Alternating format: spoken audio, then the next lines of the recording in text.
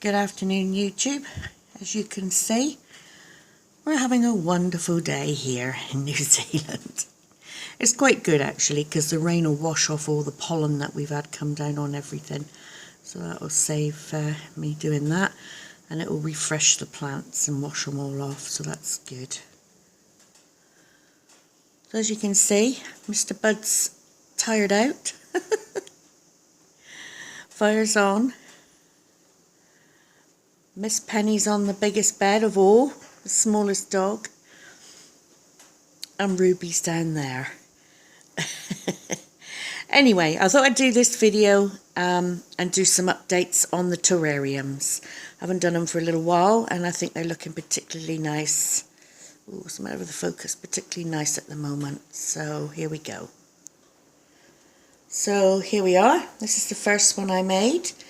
So this one's got a Phalaenopsis and a Dockerilla orchid in it, along with some ferns and some, back there's a little nerve plant, that sort of mottled one, and then I've got the baby's tears in the front. I have noticed this Phalaenopsis is trying its hardest to respike, and I've noticed every time it gets to a certain size it dries off at the end. And I believe it's to do with the LED light. I reckon it's just too strong for it. So now the fern has grown quite a bit more.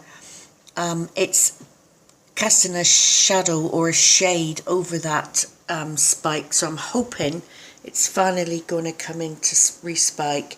I mean, it's trying really hard. It is constantly trying to respike and getting burnt off. So I'm hoping that existing spike, not the one at the top here, that one burnt off, but this one here, I'm hoping that'll come on and spike up. This one's doing a little better now. I replaced the plant in the front, the failed succulent, with another type of fern, and I've put one of these cheap LED lights on the inside of it just to give it some sort of lighting in there, because it hasn't got any light apart from natural light, but it's okay because it's ferns in there, and they seem to cope with the darker conditions. So that one's definitely coming on a bit better. So I'm happy with that one. It's doing better than it was. So this is one that I did a tutorial on making, and I look back and I believe I made this last April. So what's that? April, May, June, July, August, September. 5 months, just over 5 months. And it is doing exceptional. I'm so happy with this one. I mean, that climbing fig or ficus plant, it's just gone everywhere. It's gone on the glass, it's gone on the front, up the side, across the back. It looks really nice. I think this one looks the most naturalised looking one I have. So this has got 2 orchids in it. It's got the Polpax at the back and the Coleogene Christa in the front here, on the bark on the front. So that one's doing really well, and obviously it's got some other, that's a goosefoot and this ficus, which has gone berserk, and a little air plant there as well. So yep, I'm more than happy with this one. I think this one's doing exceptional.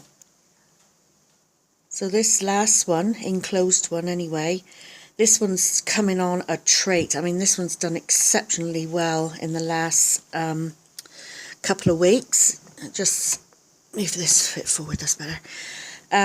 So it's got, what's got in here? No orchids in this one. It's got the nerve plant here. This is just, I can't remember what this cost, but it's gone absolutely berserk, so I might have to take that one out and put something a bit more appropriate in there.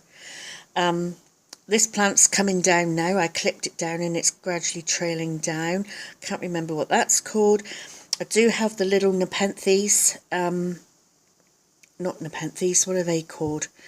The pitcher plant in the bottom. Not done a lot, but he's not drying out any more than what he was. I mean, he had some dried ends when I bought him because he was a clearance plant. And the fern again. Ferns do really, really well in these terrariums. Really, really well. And the moss has stayed green, so I'm really happy with that one. I think that one's looking pretty good as well. So this is the last one. This is what I would call probably an open terrarium. This one's doing well. As you can see, the Phalaenopsis at the back there is respiking. The baby's tears in the front is gone absolutely nuts. Get a bit closer. Oops. Gone absolutely crazy to the point where it's smothering this little goosefoot plant. But I just pull it out or push it down, and it does alright. So that one's doing exceptionally well. I do have to mist this baby's tears because it is very, very, it dries out very, very quickly out in the open like this, as I'll show you my other plant. Can you see that one? See, that just got a little bit dry and it started to die back, but I've pulled off most of the dieback and I'm open to revitalise it, hoping it will come back. But it's very sensitive to dry, that one.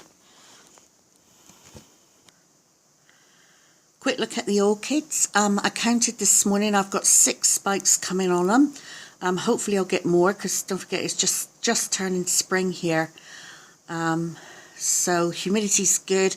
Temperature only 17.5 down this end of the house, because the fire up back there I've got turned down low. But all in all, sorry about the backlight, but all in all they're doing well. That one there is respiking. You see the spike there. This one's got the 4 spikes on it, doing well. Where's the other spike? Oh, right there in front of me. Spike there. That one's extending its spike. Got another spike coming there. These existing spikes up here are just carrying on and on and on. They died back, quite a few of them, and now they're continuing on.